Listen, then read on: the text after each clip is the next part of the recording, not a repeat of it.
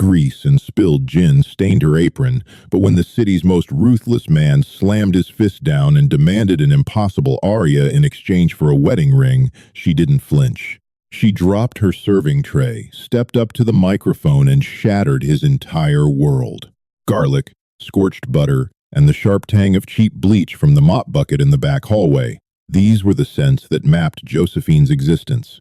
She shifted her weight from her left foot to her right, ignoring the dull, throbbing ache in her arches. The polyester collar of her waitress uniform dug into her neck, slick with sweat from a grueling 12-hour shift. Trattoria di Lusso was supposed to be a high-end establishment. The velvet booths were a deep, bruised purple. The lighting was perpetually dim, hiding the water damage on the ceiling and the stains on the carpets. It was a place where people came to eat heavy pasta and talk in low voices. Tonight, however, the dining room felt like a pressurized cabin moments before a blowout. Dominic Moretti had rented the entire back section. He didn't walk into a room, he simply occupied it, displacing the oxygen. Josephine watched him from the serving station, mechanically polishing a wine glass with a lint-free cloth. Dominic wore a charcoal suit that looked heavy, expensive, and rough to the touch. He smelled of sandalwood, ozone, and the metallic bite of a freshly struck match.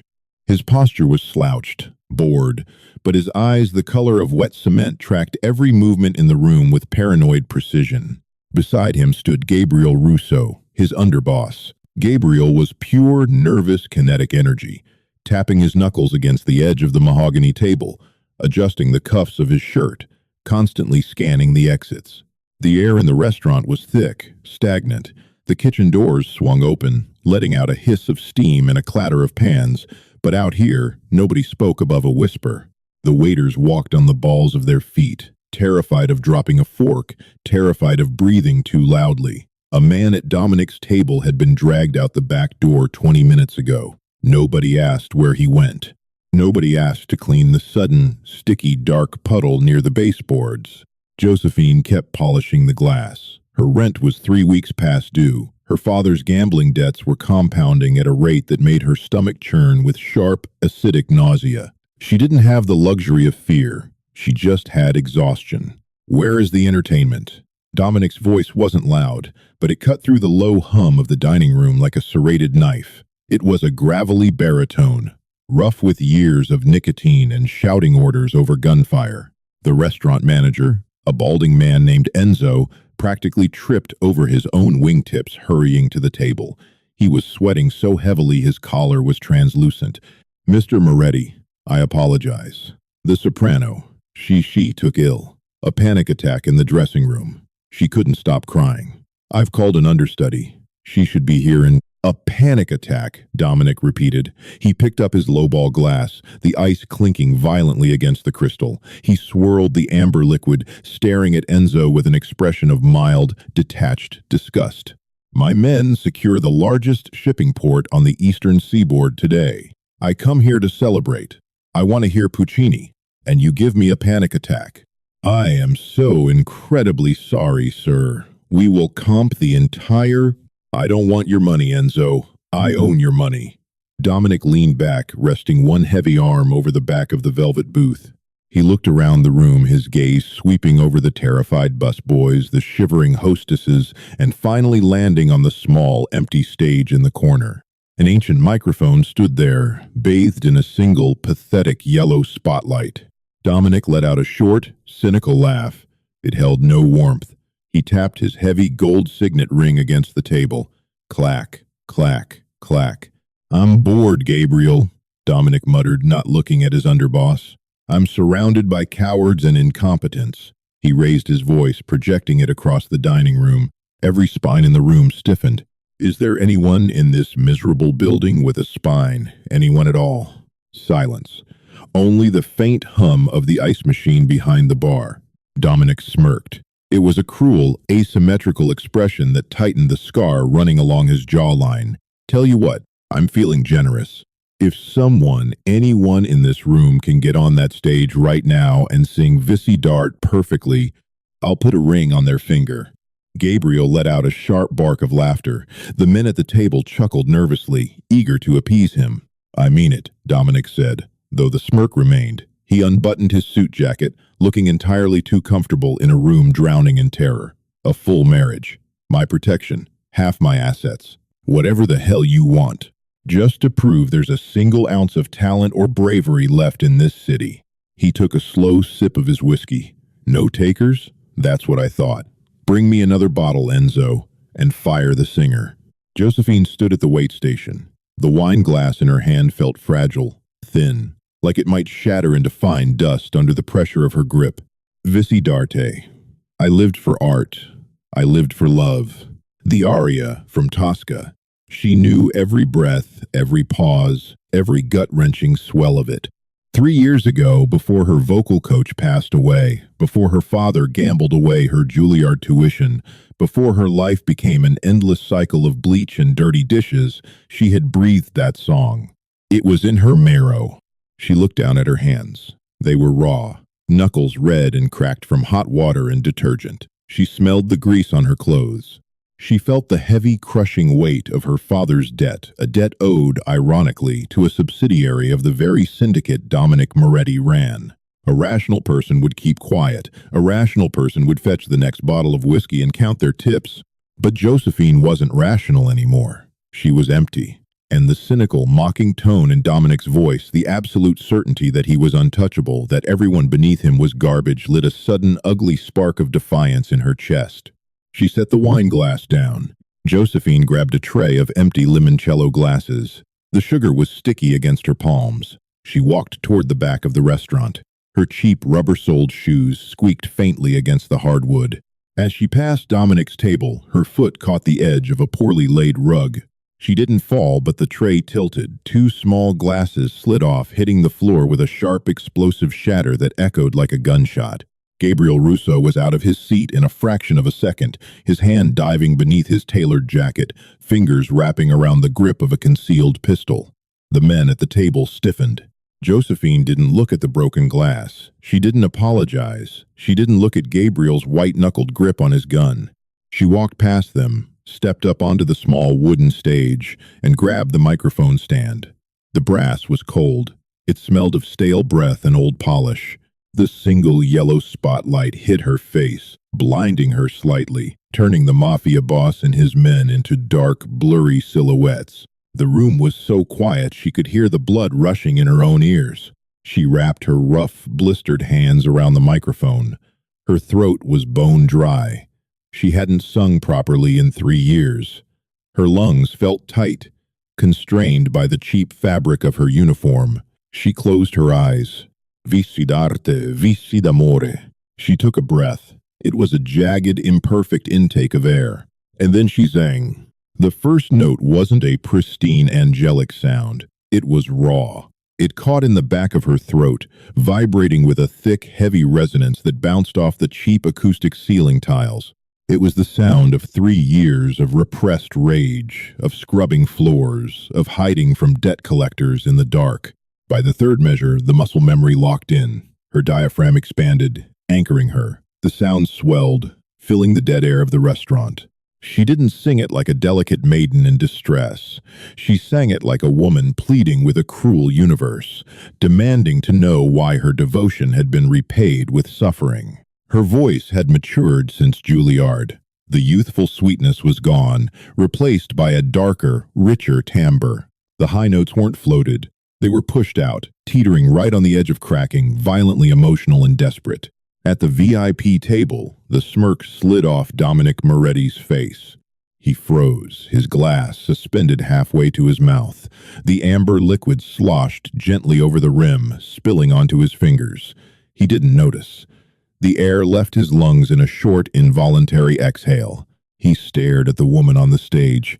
He saw the grease stains on her apron. He saw the flyaway hairs escaping her messy bun, sticking to the sweat on her forehead.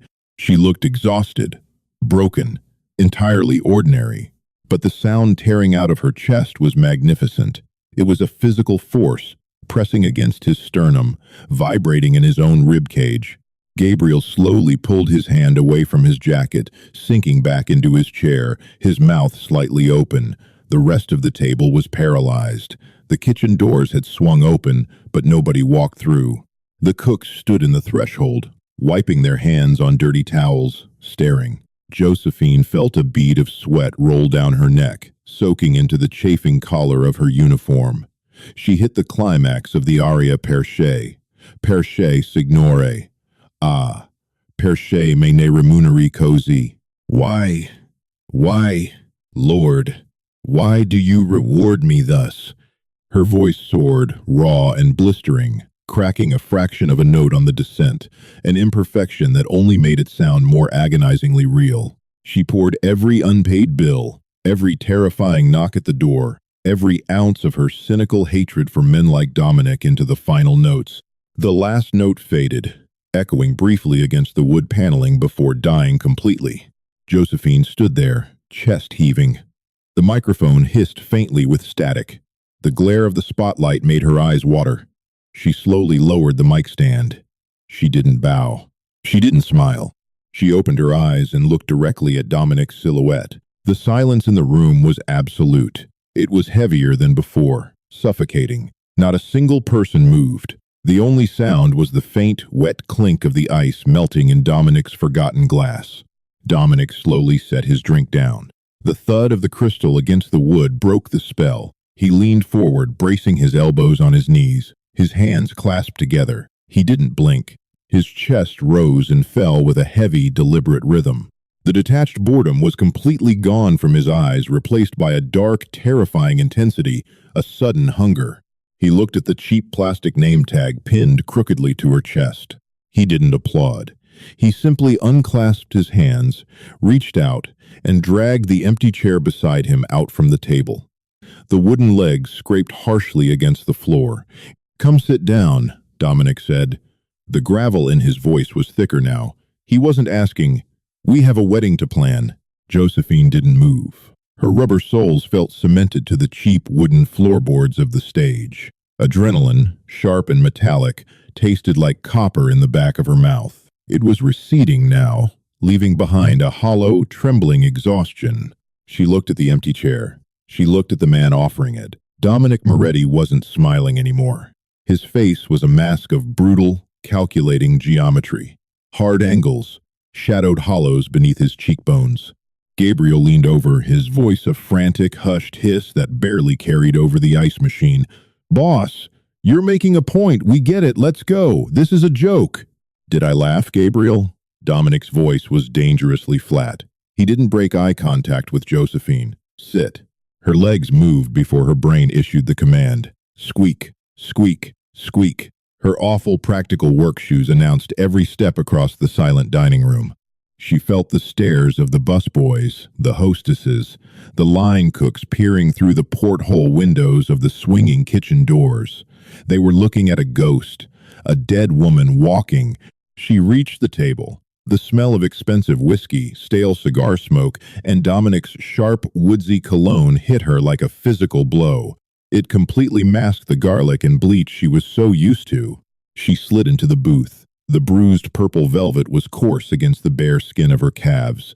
She kept her posture rigid, her hands folded tightly in her lap to hide their shaking.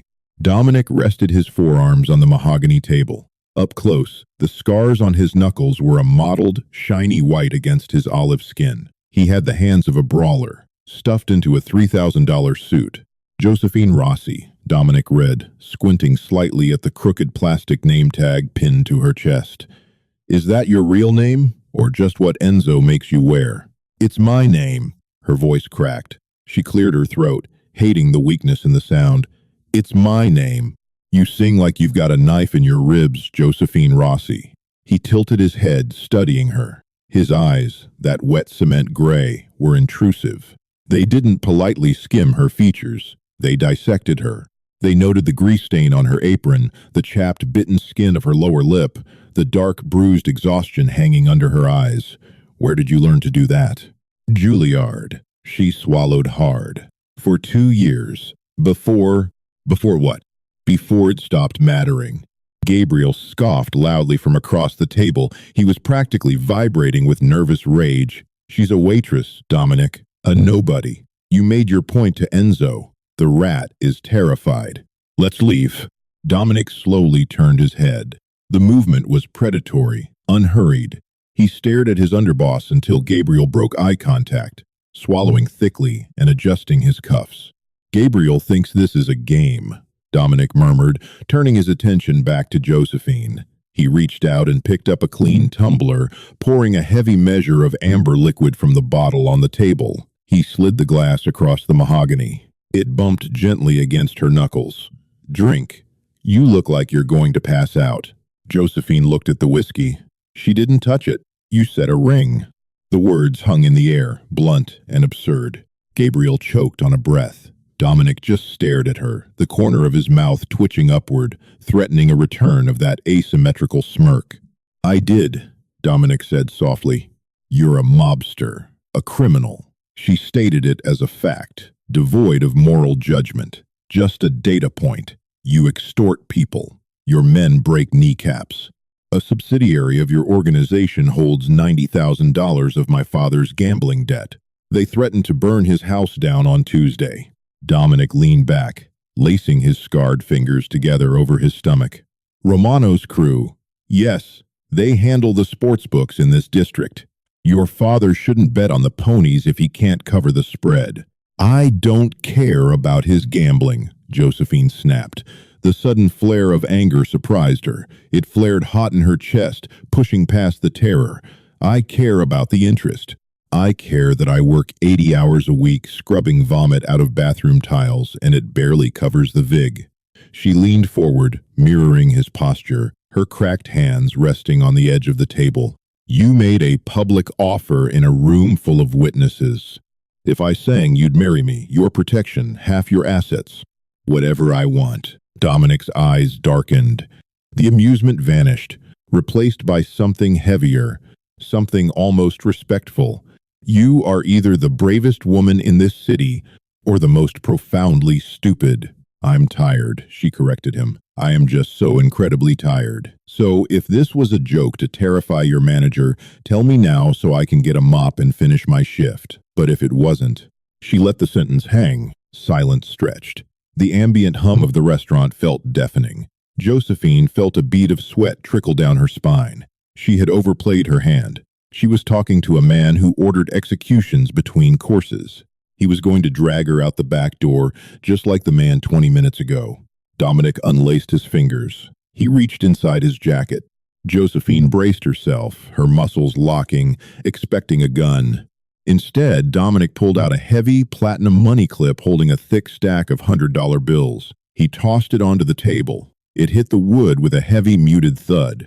"Gabriel," Dominic said, his voice flat, "call Romano. Tell him Rossi's debt is erased. Tell him if he or his collectors go within 50 feet of the father, I'll feed them their own teeth." Gabriel stared, his face draining of color. "Boss, you cannot be serious." "Do I stutter?"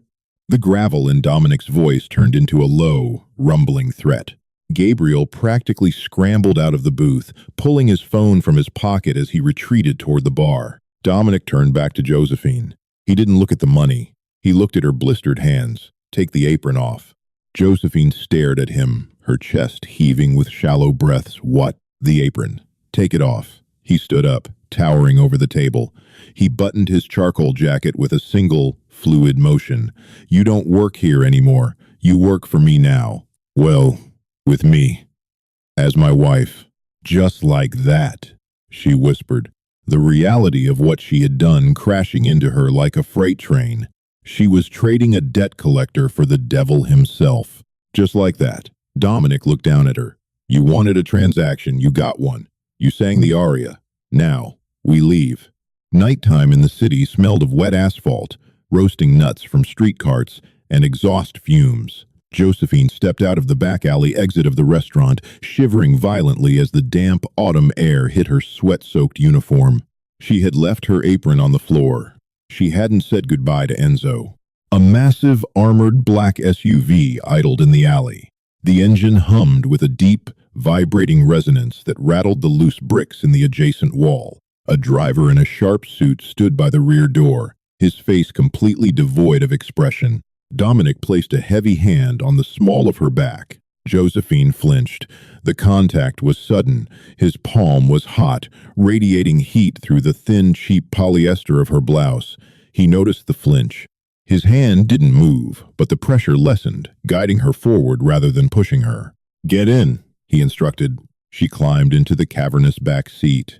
The smell of rich, buttery leather and gun oil was overwhelming. The windows were heavily tinted, turning the outside world into a dark, blurry smear. Dominic slid in beside her, filling the space entirely. He took up too much room. His broad shoulders brushed against hers as the driver closed the door, sealing them in a soundproof vault. The SUV pulled away, smoothly accelerating into the traffic. Josephine kept her hands clamped together in her lap. The streetlights flickered across Dominic's face, illuminating the sharp planes of his jaw and the jagged line of his scar in rhythmic, strobe-like flashes. "Why are you doing this?" she asked. Her voice was barely a whisper, swallowed by the thick acoustics of the armored vehicle. Dominic didn't look at her. He stared straight ahead at the glass partition separating them from the driver. "You think I'm crazy. I think you're bored," she countered, remembering his words from the restaurant. "And dangerous." He let out a short, cynical laugh. "I am bored. I am surrounded by men who say yes before I even finish asking a question." Gabriel would cut his own throat if he thought it would get him a bigger slice of the waterfront territory. "The women I meet," he shook his head slowly. "They look at my bank accounts or they look at my gun. They cower or they scheme." He turned his head, fixing those heavy gray eyes on her. "You dropped a tray of glass, interrupted a business meeting, and screamed Puccini in my face. You didn't look at my gun. You looked right through me." "I was desperate." "Desperation breeds honesty," Dominic said. He shifted in his seat, turning fully toward her. The leather creaked under his weight. "I need a wife. It stabilizes my image with the older families. They think I'm a mad dog, a stray. A wife, a civilian, someone respectable softens the optics. But I refuse to marry some simpering mafia princess who will try to poison my espresso to advance her brother's position. So you picked a waitress. I picked a woman who stood her ground." Dominic reached into the inner pocket of his suit jacket. Josephine's breath caught again. She couldn't help the instinct. Every time he moved, she expected violence. He noticed. He stopped moving, very slowly, deliberately keeping his hand in her line of sight. He withdrew a small, battered black velvet box. "My mother's," Dominic stated, his tone suddenly stripped of its cynical edge. It sounded raw, grounded. "She was the only person in this godforsaken city I ever trusted. She survived my father for 30 years. He flipped the box open. There was no delicate modern halo setting. It was an antique, a thick, heavy band of tarnished gold holding a massive raw-cut emerald flanked by two bruised-looking diamonds. It looked less like an engagement ring and more like a medieval weapon. It looked heavy. It looked like a shackle. "Give me your hand," he commanded gently. Josephine stared at the ring. The green stone caught the passing streetlights, flashing with a dull, swampy fire. If she put that on, there was no going back. She wouldn't be scrubbing floors, but she would be wearing a target on her back. She would belong to a man who ruled through terror. Her father's debt was gone. He had made the call. She owed him her life. She slowly unclasped her hands. Her left hand hovered in the space between them. The skin was red, peeling at the cuticles, blistered from scalding dishwater. It was an ugly, working-class hand. Dominic took it. His grip was firm, calloused but surprisingly careful. He didn't flinch at the rough texture of her skin. He held her fingers, his thumb brushing over a particularly nasty burn scar on her knuckle. The contrast between his pristine, tailored cuff and her ruined skin was glaring. He slid the ring onto her fourth finger. It was cold. It was shockingly heavy, dragging her hand down slightly. The gold band was a fraction too loose, but it settled over her knuckle like a permanent fixture. "It fits," he murmured, still holding her hand. "It's heavy," she replied, her voice trembling. Dominic finally let go, leaning back against the leather. He looked out the window, his expression unreadable in the dark. "You'll get used to the weight, Josephine," he said softly, the engine roaring as they sped toward his compound. "You have to. Because until death do us part, nobody takes that off. Did Josephine just sign her own death warrant, or did she secure a throne? The line between a mafia boss's joke and a lethal promise is razor thin, and Dominic Moretti isn't known for breaking his word. If you loved this tense, raw mafia romance, smash that like button, share it with your fellow drama addicts, and subscribe to our channel so you never miss the explosive next chapter of Josephine and Dominic's twisted story.